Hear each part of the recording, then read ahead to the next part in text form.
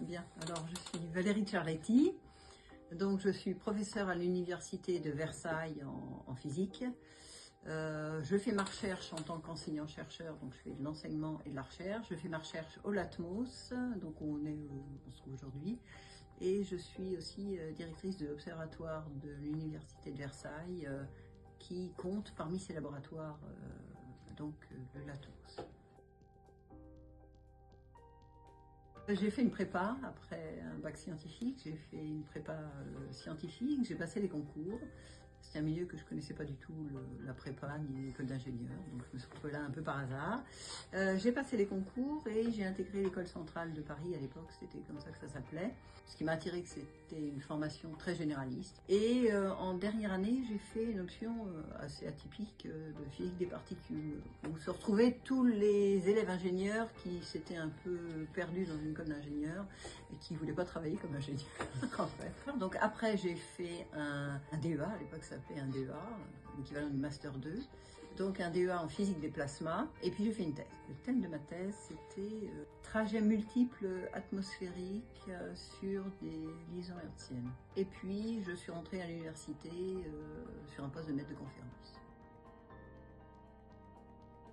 On va dire que ExoMars a plusieurs volets. Il y a un volet orbiteur, avec le nom de l'orbiteur d'ExoMars, c'est TGO pour Trace Gas Orbiter, qui s'intéresse à la composition en gaz trace de l'atmosphère martienne. Et le deuxième volet, c'était de poser un rover sur la surface martienne.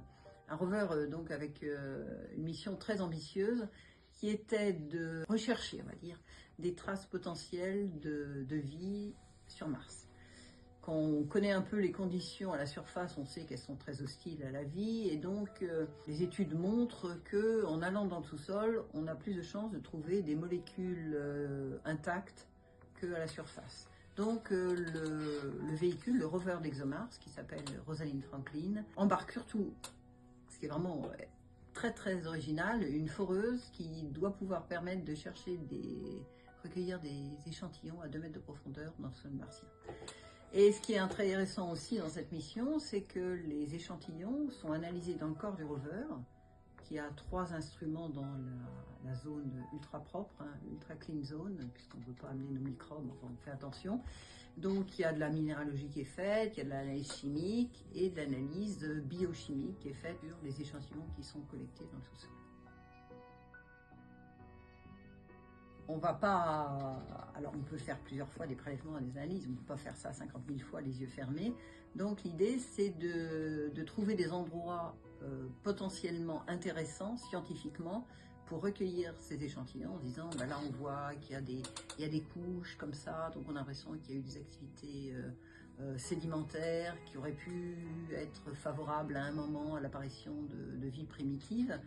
Et donc, Wisdom, c'est un radar à pénétration de sol. Donc, les ondes se propagent dans le sous-sol. Elles sont évidemment atténuées. Et l'antenne de réception reçoit ça. Et donc, on mesure un retard et une amplitude. Et donc, ça, c'est pour un endroit. On fait la même chose espacée régulièrement, de quelques centimètres, quelques dizaines de centimètres, on va dire. Et avec ça, on construit une image, ce qu'on appelle un radargramme. Et donc, on voit la surface qui apparaît en blanc. Puis, s'il y a une couche en dessous, ça apparaît en blanc. On suit comme ça les structures du sous-sol. Donc on est capable d'identifier la structure dans le sous-sol, donc de dire est-ce que c'est intéressant ou pas. On est capable aussi d'identifier, de localiser quand il y a des gros rochers, pour éviter que la foreuse vienne se casser sur ce rocher. Et puis la question qui vient, c'est à quelle profondeur il faut aller prélever l'échantillon.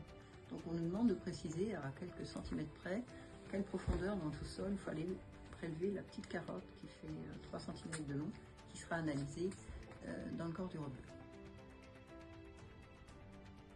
Mars et la Terre, c'est quand même les voisins. À l'échelle du système solaire, et même à l'univers encore plus, mais même à l'échelle du système solaire, on est quand même très proches l'un de l'autre. Et il y a un moment où effectivement Mars et la Terre avaient des conditions environnementales très similaires. Et c'est justement le moment où la vie primitive est apparue sur Terre.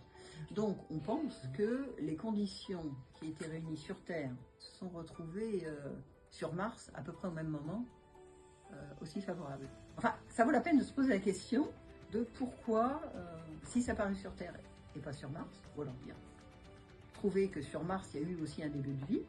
Ça, c'est super intéressant. Il y a une autre chose qui est intéressante. Sur Terre, l'époque où la vie est apparue sur Terre, on n'a quasiment plus aucune trace parce que la météo, parce que la vie complexe est développée et puis les plantes, la végétation, la faune a brouillé les pistes. On a de la tectonique des plaques qui fait qu'il y a des choses qui sont déplacées. Donc on n'a quasiment plus de terrain qui date de cette période-là. Ils sont restés intacts. Sur Mars, il ne s'est pas passé grand-chose. Un petit peu, il y a eu de l'eau qui a coulé. Mais ça fait longtemps qu'il ne pleut plus sur Mars. Il n'y a jamais eu de vie complexe qui ait pu effacer les traces de ces terrains passés et anciens. Donc quand on va sur Mars, on peut imaginer d'une façon ou d'une autre, il y a des endroits où on voit les terrains passés de la Terre.